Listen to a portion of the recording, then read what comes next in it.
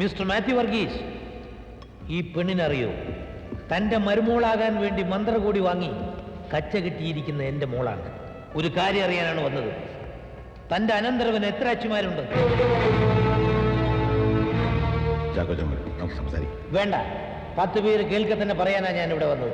എല്ലാവരും അറിയട്ടെ, പുതുശ്ശേരിക്കാരുടെ അന്തസ്സും ആഭിജാത്യവും. വലിയ മറ്റെടുത്ത IG ആണെന്നും പറഞ്ഞ് ഡിസിപ്ലിൻ പ്രസംഗിച്ച് നടന്നിട്ട് കാര്യമില്ല. മനുഷ്യനായ നാണവും മാനവും വേണം. എന്റെ കാശും കടം വാങ്ങി നക്കിയിട്ട് എന്റെ മോളെ ഭാര്യയും കൊച്ചുമുള്ള ഒരുത്തന്റെ തലയിൽ കെട്ടിവെക്കാൻ നോക്കിയവനാണ് ഈ റാസ്കൽ. കല്യാണപ്രായ ഇതുപോലൊന്ന് തന്റെ വീട്ടിലും ഇല്ലേ?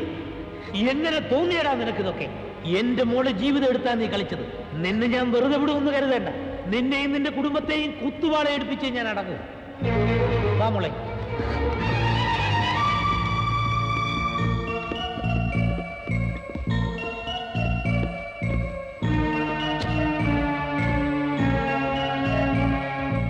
പറയാനുള്ളത് വീട്ടിൽ വന്ന് പറയണം, അല്ലാതെ മറ്റുള്ളവരുടെ മുമ്പിൽ വെച്ച് ഇൻസൾട്ട് ചെയ്യലായിരുന്നു വേണ്ടത്. അയാളുടെ കർണക്കുറ്റി നോക്കി ഒന്ന് വെച്ചു കൊടുക്കാൻ പാടില്ല ഡാഡിക്ക്. വൈകി പറ, ഞാൻ ചെയ്യാം. അയാളുടെ സ്ഥാനത്ത് ഞാനായിരുന്നെങ്കിലും ഇങ്ങനെ തന്നെ പ്രതികരിച്ചേനെ. അന്തസ്സും അഭിമാനമൊക്കെ നമുക്ക് മാത്രമല്ലല്ലോ ഉള്ളത്. അതിന് മുറിവ് വെക്കുമ്പോൾ ഞാനും നീയൊക്കെ ചെയ്യുന്നതേ ആ കൊച്ചിനും ചെയ്തുള്ളൂ. നന്നായി എന്നാണ് ഞാൻ പറയുന്നത്. കഴിഞ്ഞല്ലോ എല്ലാം. ഇപ്പോഴാണ് എൻ്റെ മനസ്സൊന്ന് തണുത്തത്. അറിയേണ്ടതെല്ലാം എല്ലാവരും അറിഞ്ഞു കഴിഞ്ഞു, കേൾക്കേണ്ടതെല്ലാം കേട്ടും കഴിഞ്ഞു. ഇനി ബാക്കിയുള്ളത് നീനെ സ്വീകരിക്കുക എന്നുള്ളതാണ്. വേണ്ടെന്ന് വെക്കാം. നിനക്ക് സത്യാഗ്രഹമോ ആത്മഹത്യയോ എന്ത് വേണം ചെയ്യാം. പക്ഷെ എനിക്കറിയണം എന്താ തീരുമാനമെന്ന്. ഞാനിവളെ സ്വീകരിക്കാം, പക്ഷേ സത്യം ഇവള് പറയണം. ഈ കുഞ്ഞ് ആരുടേതാണെന്ന് ഇവള് പറഞ്ഞേ തീരൂ. എത്ര പ്രാവശ്യം പറഞ്ഞു ബോബിയുടെ ആണെന്ന്? ഇതാണ് എനിക്ക് ചൊറഞ്ഞു വരുന്നത്. കഴുത്തി വെച്ച് കൊല്ലും ഞാൻ രണ്ടിനെ. അതായിരിക്കും എന്റെ അവസാനം. ഇനിയും നിന്റെ വല്ല വിദ്യയും ബാക്കിയുണ്ടോ ഈ കൊച്ചു നിന്റെ അല്ലം തെളിയിക്കാൻ? ഞാൻ എന്റെ ചങ്ക് പൊളിച്ച് കാണിച്ചാൽ നിങ്ങളൊക്കെ ചെമ്പരത്തി പോകുന്നേ പറയൂ. അതുകൊണ്ട് ഞാൻ ഇനി ഒന്നും പറഞ്ഞിട്ട് കാര്യമില്ല. ഇനി ഡാഡി പറഞ്ഞു ഞാൻ എന്താ ചെയ്യേണ്ടത് അതുപോലെ ചെയ്യാം. തീർച്ചയാണോ? അതെ. ഇറക്കി വിടണോ, കൊല്ലണോ, കുഴിച്ചു കൊള്ളണോ? പറ, ഇപ്പൊ ചെയ്യാം. വരുന്നിടത്ത് വെച്ച് കാണാം. നീ ഇവിടെ വിവാഹം കഴിക്കണം, അതാണ് എനിക്കിഷ്ടം.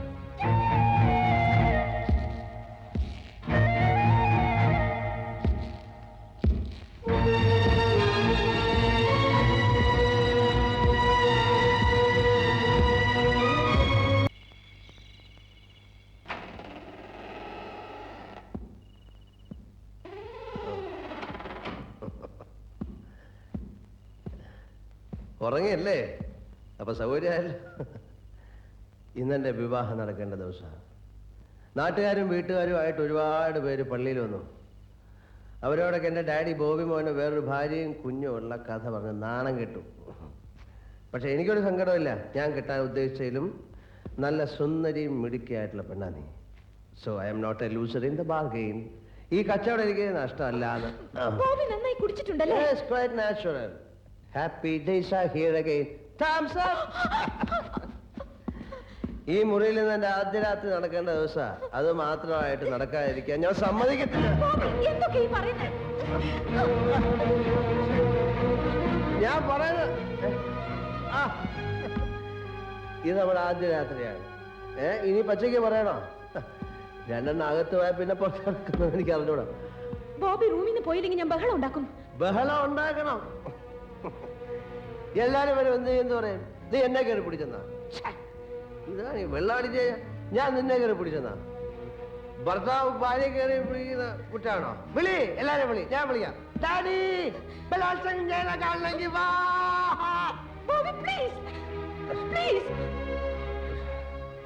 ഞാൻ നിന്റെ മുമ്പില് കൊണ്ട് ഇതാണ് വെള്ളമടിച്ചു കഴിഞ്ഞാ പണ്ട് കുറെ പരിശുദ്ധ പ്രയോഗം കാണിച്ചിട്ടുണ്ട്. ഞാൻ ഇന്ന് മനസ്സ് വെച്ചിരുന്നെങ്കിലേ ആ കിടക്കുന്ന പോലെ കുറെ എണ്ണം നിന്റെ ഇളയിൽ ഇരുന്നേനെ. മനസ്സിലായില്ലേ? അതുകൊണ്ട് മോളിക്ക ചേട്ടാ, മോളുടെ ഭർത്താവല്ലേ, നമുക്ക് പാലും പൂമത്തയും ഒന്നും ഇല്ലാതെ രാത്രി അവിടെ നടത്താം. വാ വാടി വാടി ഇവിടെ.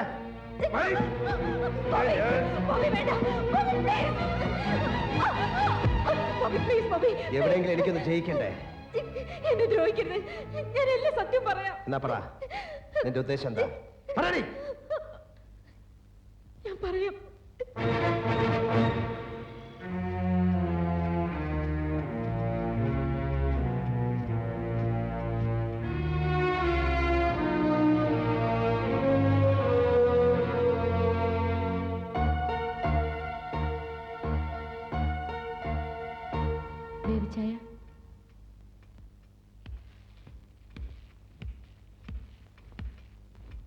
എന്താ നീന്? ഒരു കാര്യം പറയാനുണ്ട്. ഒരു നിമിഷം.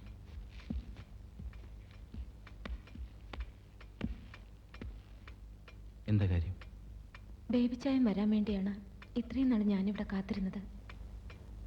ഇനി അധികം നാൾ ഒരു തെറ്റും ചെയ്യാത്ത പാവത്തിനെ ശിക്ഷിക്കാൻ എനിക്ക് വയ്യ. നീന പറയുന്നൊന്നും എനിക്ക് മനസ്സിലാകുന്നില്ല. കുറച്ചുനാൾ ബേബി ചായം ഭാര്യയുമായി പിണങ്ങി ബോംബെയിൽ താമസിച്ചിരുന്ന ഓർമ്മയുണ്ടോ? അതുകൊണ്ട് അപ്പോ അവിടെ വെച്ചൊരു പെൺകുട്ടിയെ കണ്ടുമുട്ടി. മീന. പരിചയപ്പെട്ടു, സ്നേഹിച്ചു, അവസാനം വിവാഹം ചെയ്യാമെന്ന് വാക്കുകൊടുത്തു. വഞ്ചിച്ചിട്ട് കടന്നു കളഞ്ഞു. നിങ്ങളുടെ കുഞ്ഞിന് ജന്മം നൽകിയിട്ട് അവൾ മരിച്ചു. ഓർമ്മയില്ലേ? മീന, ഒരു പാവം മീന. നിനക്കിങ്ങനെ അറിയാതില്ല. അതെന്റെ സഹോദരിയാണ്. അവളുടെ കുഞ്ഞാണ് എന്റെ കൂടെ ഉള്ളത്. അമ്മയില്ലാത്ത കുഞ്ഞിനെ അച്ഛനെ ഏൽപ്പിക്കാനാണ് ഞാൻ ഇവിടെ വന്നത്. ഞാനിത് വിശ്വസിക്കില്ല. മനസ്സ് വിശ്വസിക്കാത്തതോ അതോ വിശ്വസിക്കാൻ ഇഷ്ടമില്ലാത്തതുകൊണ്ടോ? ഞാൻ നീന പറഞ്ഞ മുഴുവൻ സത്യമായിരിക്കും. ആണ്. സമ്മതിച്ചു. പക്ഷെ ഒരിക്കൽ വാടാൻ തുടങ്ങിയ എന്റെ കുടുംബജീവിതം വളരെ കഷ്ടപ്പെട്ടാണ് ഞാൻ വളർത്തിയെടുത്തത്. എത്ര ക്രൂരത ചെയ്യേണ്ടി വന്നാലും ഇനി നശിപ്പിക്കാൻ ഞാൻ തയ്യാറല്ല. എനിക്കാരെ അറിയില്ല, ആരെയും. നിങ്ങൾ ചെയ്ത പാവത്തിന് ബലിയാടാകേണ്ടി വന്നത് ബോബിയാണ്. ഒരുപാട് ദ്രോഹിച്ചു ഞാൻ ആ പാവത്തിനെ. ഇനിയും വയ്യ. സത്യം ഞാൻ എല്ലാവരോടും പറയും. നീ എന്നെ വെറുതെ ഉമ്മാക്കി കാണിച്ച് പേടിപ്പിക്കരുത്. നിനക്കെന്താ വേണ്ട? ഈ കുഞ്ഞിന് ഉണ്ണാനും ഉടുക്കാനും പഠിക്കാനും വളരാനും വേണ്ട എന്ത് വേണമെങ്കിലും ഞാൻ തരാം. എത്ര പണം വേണമെങ്കിലും പറയൂ, എന്താ വേണ്ടത്? ആ കുഞ്ഞിനൊരു അച്ഛൻ വേണം. സ്വന്തം അച്ഛൻ ജീവിച്ചിരിക്കുമ്പോൾ അനാഥയായിട്ട് അവൾ വളരാൻ ഞാൻ സമ്മതിക്കില്ല. അതാണ് എൻ്റെ ആവശ്യം. നിന്റെ ആ മോഹം നടക്കില്ല. നിന്റെ ഒരു കഥ ഇവിടെ എല്ലാവരും വിശ്വസിച്ചിരിക്കുന്നുണ്ട്. ഈ പുതിയ കഥ എത്ര സത്യമാണെങ്കിലും അതൊക്കെ നുണക്കഥയാക്കി കാണിക്കാൻ എനിക്ക് കഴിയും. ഒരാളും നിന്നെ വിശ്വസിക്കില്ല. ഞാൻ വിശ്വസിക്കും.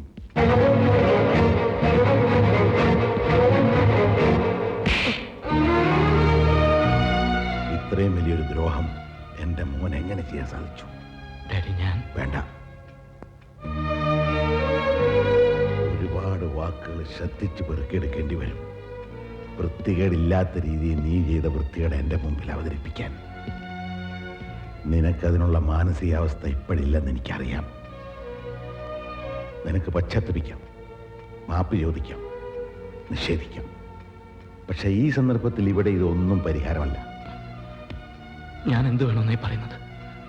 ഇങ്ങനെ ഒരു ചുറ്റുപാടിൽ ഈ ഒരു ചോദ്യം മാത്രമേ നിനക്ക് ചോദിക്കാനാവൂ. ആഘാതങ്ങൾ അടുത്തടുത്ത് വന്നതുകൊണ്ടാവാം സ്വല്പം വിവേചനാബുദ്ധിയോടെ ചിന്തിക്കാൻ എനിക്ക് കഴിയുന്നത്. പക്ഷെ ഒരു തീരുമാനമെടുക്കാനാവുന്നില്ല.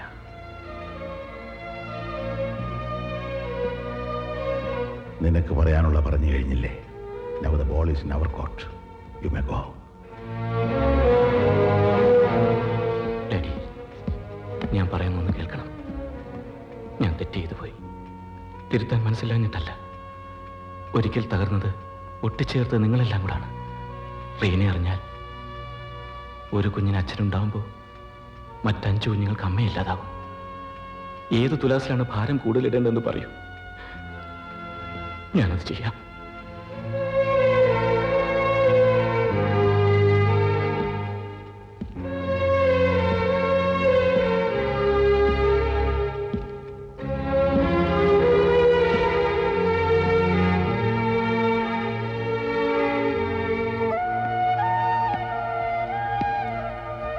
എന്താ ആലോചിക്കുന്നത്? വെറുതെ.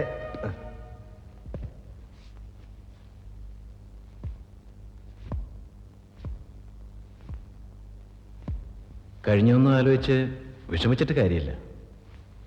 നീന നല്ല പെണ്ണ്. അവൾ പറയുന്നത് ഞങ്ങൾ വിശ്വസിക്കുന്നോ ഇല്ലയോ എന്നത് പോട്ടെ. ഒരിക്കൽ നീ മനസ്സോർന്ന് സ്നേഹിച്ച പെൺകുട്ടിയല്ലേ? ഇപ്പോഴും നിന്റെ മനസ്സിലെവിടെയോ അവൾക്കൊരു സ്ഥാനമില്ലേ? പറഞ്ഞു വരുന്ന മനസ്സിലായി. ഞാൻ അവളെ വിവാഹം ചെയ്യണമല്ലേ? ഈ സോപ്പ് വാങ്ങിക്കുമ്പോൾ ചീപ്പ് ഫ്രീ എന്ന് പറയുമ്പോഴത്തെ ഒരു അട്രാക്ഷൻ ഇതിലുണ്ട്. അവളെ കെട്ടിയാൽ ഒരു കൊച്ചു ഫ്രീ അല്ലേ? ബേബി ചായനാണ് ഇങ്ങനെ ഒരു അവസ്ഥ വന്നിരുന്നെങ്കിൽ എന്ത് ചെയ്യുമായിരുന്നു? ഞാനാണെങ്കിൽ സ്വീകരിക്കും. അതുകൊണ്ടാണ് നിന്നോട് പറഞ്ഞത്. എങ്കിൽ സ്വീകരിക്കേ. നട്ടല് നിവൃത്തി എന്ന് പറ. നിങ്ങളാണ് ആ കൊച്ചിന്റെ അച്ഛനെന്ന്. ബോബി, എല്ലാം എനിക്കറിയാം. തകർന്നു പോയി ഞാൻ കേട്ടപ്പോ. എന്റെ മനസ്സിൽ ആകാശത്തോളം ഒരു കോട്ട കെട്ടി ഉയർത്തി അതിനുള്ളിൽ ഒരു സ്വർണ്ണ സിംഹാസനം അടിച്ചാണ് ഞാൻ നിങ്ങളെ ഇരുത്തിയിരുന്നത്. എന്നിട്ട് കാലണ വിലയില്ലാത്ത തെരുവ് തണ്ടികൾ പോലും കാണിക്കാത്ത ചെറ്റത്തരം നിങ്ങൾ കാണിച്ചു എന്ന് അറിഞ്ഞപ്പോ നിങ്ങളോടല്ല, നിങ്ങളെ ഇത്ര അധികം ആരാധിച്ച എന്നോടാണ് എനിക്ക് പുച്ഛം തോന്നിയത്. നിങ്ങൾക്ക് എങ്ങനെ? വേണ്ട, പറഞ്ഞിടത്തോളം മതി.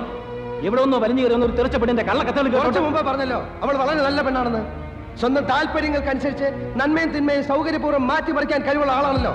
അതുകൊണ്ടാണല്ലോ ഒരു പെണ്ണിനെ പഴിപ്പിച്ചിട്ട് പുല്ലുപോലെ ഒരു ഉളുപ്പില്ല ജെന്റിൽമെൻ ചവഞ്ഞ് നടക്കുന്നത്. ബഹുമാനമുള്ളൊരു കാലം ഉണ്ടായിരുന്നു. അന്നായിരുന്നെങ്കിൽ ഈ കൈ കൊണ്ട് ഒരു അടി കൊള്ളുന്നത് അന്തസ്സായിട്ട് കരുതിയനെ. ഇപ്പോഴതില്ല. ഞാൻ എങ്ങനാവും പ്രതികരിക്കുക എന്ന് എനിക്ക് അറിയില്ല. ബോബി, ഇനി ഇതും കൂടെ കാണാൻ ബാക്കിയുള്ളൂ. കുഞ്ഞിലെ പോലെ നിങ്ങൾ കെട്ടിപ്പിടിച്ചും പൊട്ടിച്ചിരിച്ച് നടക്കുന്ന കണ്ട് സന്തോഷം കൊണ്ട് എൻ്റെ കണ്ണു നിറഞ്ഞിട്ടുണ്ട്. പലതും സഹിച്ചു. ഇനി നിങ്ങൾ തമ്മിൽ തല്ലിച്ചാവുന്ന കാണാൻ എനിക്ക് വയ്യ. ഇത്രയൊക്കെ അനുഭവിക്കാൻ ഞാൻ എന്ത് പാവമാടാ ചെയ്തേ?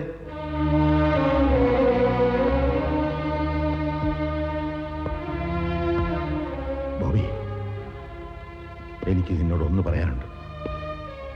മാനവും മര്യാദയും പോകാവുന്നിടത്തോളം പോയി. ഇനി കുടുംബത്തിന് തകർച്ച ബാക്കിയുള്ളൂ. എൻ്റെ അധികാരമായിട്ടോ നിന്നെ വളർത്തിൻ്റെ കൂലിയായിട്ടോ കരുതാം. നീ വേണ്ട ഡാഡി, ഡാഡി അത് പറയണ്ട. മനസ്സിലായി. എന്തൊക്കെയായാലും ഞാൻ വളർത്തു മകനല്ലേ. രണ്ടാം സ്ഥാനമല്ലേ എനിക്കുള്ളൂ. ആ കുഞ്ഞിന്റെ പിതൃത്വം ഞാൻ ഏറ്റെടുക്കാം. ഇത്രയും നാൾ എനിക്ക് ഈ വീട്ടിൽ വിളമ്പിയ ചോറിന് നന്ദി കാണിക്കാനുള്ള ഒരു അവസരമായിട്ടേ ഞാനത് കാണുന്നുള്ളൂ. ഡാഡിയുടെ മകൻ എന്നും മാന്യനായി തന്നെ കഴിയട്ടെ.